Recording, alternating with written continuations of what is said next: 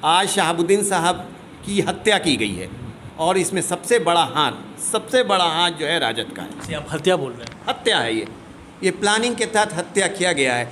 और ऐसा कैसे हो सकता है कि इधर शहाबुद्दीन साहब इंतकाल करते हैं और उधर लालू यादव बेल पे आते हैं।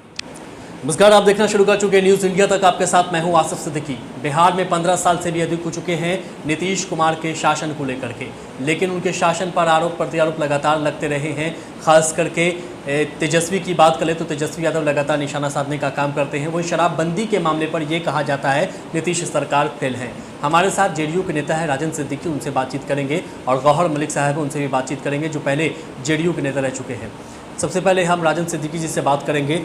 बिहार में 15 साल से भी अधिक हो चुके नीतीश कुमार के शासनकाल को, शासन ठीक ठाक चल रहा है, लेकिन कई ऐसे मुद्दे हैं जहां पर ऐसा लगता है कि नीतीश कुमार का शासन बेहतर है। शराबबंदी का मुद्दा, देखिए, शराबबंदी नीतीश जी का एक अभियान है। उस अभियान के तहत पूरे बिहार में शराब बंद है।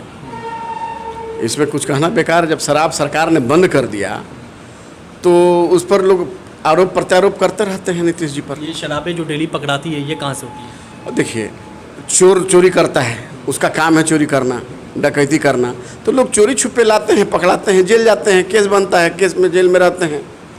होम डिलीवरी होती है शराबों? जो भी डिलीवरी होती है उससे नहीं मतलब है। चोर चोरी करेगा, चोर ले जा कर सामान बेचता है, तब उसको कहीं घर में डिलीवरी कर रहा है, तो वो तो हर समय में रहा है, इससे कोई फर्क नहीं पड़ता है सरकार को। उत्पाद तो यही हो रहा होगा ना? उत्पाद हो रहा होगा, उससे नहीं मतलब है। जैसे कि पकड़ा रहा है, जेल जा रहा है, उस पर कार्रवाई हो रही है, कानूनी जो कार्रवाई करनी चाहिए सरकार कार्रवाई कर रही है। सरकार इसमें कहाँ दोषी है? वर्तमान राजनीति की बात कर लेते हैं। वर्तमान में जिस तरह से हम सीवान की बात कर लेते हैं, सीवान में ओसामा साहब से राजद के कई नेता जाकर के मिले हैं, ऐसा नहीं है, तेजस्वी को छोड़ करके जेडीयू के भी नेता संपर्क साधने की कोशिश कर रहे हैं। और एक खबर ये भी आई थी एक समय में कि हो सकता है कि हिना साहब जेडीयू में शामिल हो जाए। इसको लेकर के क्या तैयारी चल रही है? क्या ऐसी कुछ मंशा है? देखिए, डॉक्टर मोहम्मद शहाबुद्दीन मरहूम जो थे वो भारत के नेता थे और उनका परिवार शोकाकुल है। अभी मैडम इद्दत में हैं। उनके फ्री होने के बाद वो लोग अपना विचार विमर्श करेंगे, जो करना होगा वो लोग अपना निर्णय लेंगे। उनका निर्णय उनका है, उसमें हम लोग कुछ नहीं बोल सकते हैं।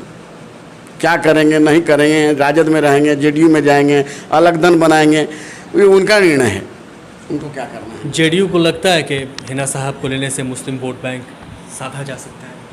देखिए, बोले ही आपको कि भारत के नेता थे, सारे भारत के मुसलमान उनके साथ थे।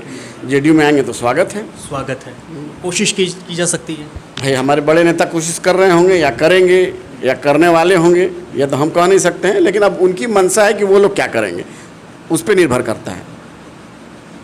गौहर साहब हमारे साथ हैं। बिहार की राजनीति की बात करते हैं गौहर साहब, जिस तरह से लोजपा में टूट हुई है, इसका जो सादा क्रेडिट जो है नीतीश कुमार को दिया जाता है, क्योंकि नीतीश कुमार के खिलाफ चिराग पासवान थे। अब जो है नीतीश कुमार को मौका मिला है टूट करवाने का। ललन सिंह पर भी आरोप लग रहा है, इस पर क्या कहें? नहीं, इसमें नीतीश कुमार का या जेडीयू का या ललन सिंह का कोई हाथ नहीं है। ये रामविलास पासवान के जब सुपुत्र हुए हैं, उनकी अपनी नीति की वजह से, उनकी अपनी राजनीति की वजह से, लोगों को इग्नोरेंस करने की वजह से ये टूट हुई है। और इसमें हमारे जेडीयू का या नीतीश कुमार का या ललन सिंह का या पार्टी के किसी लोगों का कोई हाथ नहीं है। अब वो टूट हुई है तो हम चाहेंगे कि वो लोग हम में मिल जाएं, और वो मिलेंगे तो हमारी स्ट्रेंथ बढ़ेगी। कोई भी चाहता है, ऐसा नहीं है कि हम तोड़ने में हम लोग का कोई हाथ नहीं है। नीतीश कुमार का इसमें कोई हाथ नहीं है। तो जब मिलाने की कोशिश होगी तब नाम तो बदनाम होंगे। कोई बात ऐसा है भाई मेरे कि जब कोई आदमी अकेला हो जाता है, टूट जाता है, तो उसको सहारा तो देना आदमी का काम है।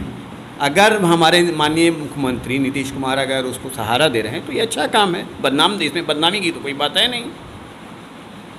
क्या कहना चाहेंगे, ये लोजपा की टूट पारिवारिक टूट है या फिर कुछ और? ये पारिवारिक टूट है इनकी, और चिराग पासवान की गलत नीतियों की वजह से ही टूट हुई है। सिर्फ चिराग पासवान की गलत नीतियों की वजह से, वरना ये टूट नहीं होती है। इन तीनों भाइयों में इतना प्रेम था, जब तक रामविलास पासवान जिंदा थे तब तक कोई टूट नहीं हुई, देखा आपने। मगर जैसे ही रामविलास पासवान का देहांत हुआ, और देहांत होने के बाद जो है इनकी गलत नीतियों की वजह से, कार्यकर्ताओं से नहीं मिलने की वजह से, अपने जो समर्पित कार्यकर्ता हैं या पार्टी के नेताओं के नहीं मिलने की वजह से, अपने एसी रूम में रहने की वजह से ये टूट हुई है। मजबूरन उन लोगों ने जो है ये कदम उठाया है। ये तो अच्छी बात है और अपने बिहार के लिए और उसके डेवलपमेंट के लिए अच्छा काम है। ये पार्टी टूटना ज़रूरी था और ठीक हुआ ये। पार्टी मजबूत होगी। गौर साहब, एक आखिरी सवाल है सीवान को लेकर के। जिस तरह से सीवान में ऐसा लगता है कि 40वां पूरा होने के बाद मरहूम मोहम्मद शहाबुद्दीन साहब का, उसके बाद ऐसा लगता है कि ओसामा साहब सक्रिय हो गए हैं और आरोप लग रहा है कि राजद के जो नेता हैं या खास करके तेजस्वी यादव ध्यान नहीं दे रहे हैं ओसामा साहब पर, वजह चाहे जो भी हो। तो क्या लगता है कि एक अलग से राजनीति की शुरुआत करनी चाहिए सीवान से ओसामा साहब को, क्योंकि नेताओं का जो मुलाकात का सिलसिला वो लगातार जारी है। क्या लगता है सिवान में? हमको जहाँ तक लगता है कि अगर ओसामा साहब राजद के संपर्क में नहीं आ रहे हैं और उनको नहीं आना चाहिए।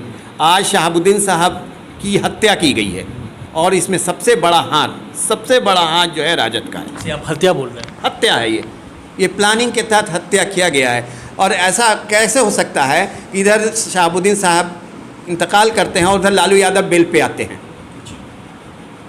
जब तक शहाबुद्दीन साहब जिंदा थे तब तक लालू यादव को बेल नहीं मिलती है और इधर शहाबुद्दीन साहब की इंतकाल होता है और लालू यादव को बेल मिलता है। अंदर खाने में सब सेटिंग हो चुकी है, सारी सेटिंग है। और मुझे जहाँ तक लगता है कि ओसामा साहब को किसी भी हालत में राजद में नहीं जाना चाहिए।